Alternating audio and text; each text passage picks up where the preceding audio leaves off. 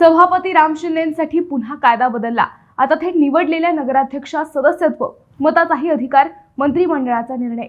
एक महत्त्वपूर्ण बदल या राज्य शासनाने केला असून कायद्यातही बदल केला जाणार असल्याचे सांगितले जात आहे। मंडळी, मंत्रिमंडळाच्या नव्या घोषणेनुसार नगर परिषद आणि नगरपंचायत निवडणुकीत थेट निवडून आलेली व्यक्ती नगरसेवक म्हणूनही विजयी झालेली असेल तर तिची दोन्ही पदे कायम राहतील।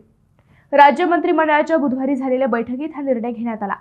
अशा व्यक्तीला अध्यक्ष किंवा सदस्य म्हणून मत देण्याचा अधिकार असेल। यासाठी महाराष्ट्र नगर परिषदा, नगरपंचायती आणि औद्योगिक नगरी अधिनियम 1965 मध्ये सुधारणा करण्यासाठी अध्यादेश काढला जाणार आहे। या बदलाचा लाभ प्राध्यापक राम शिंदेंनी जिंकलेल्या जामखेडमध्ये होताना दिसेल।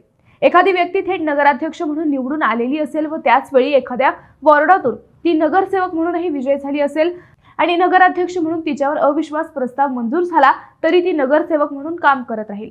जामखेड नगर परिषदेत भाजपच्या प्रांजल चिंतामणी या नगराध्यक्षपदी तसेच नगरसेवक म्हणूनही विजयी झाले आहेत। या निर्णयामुळे या दोन्ही पदांवर कायम राहतील।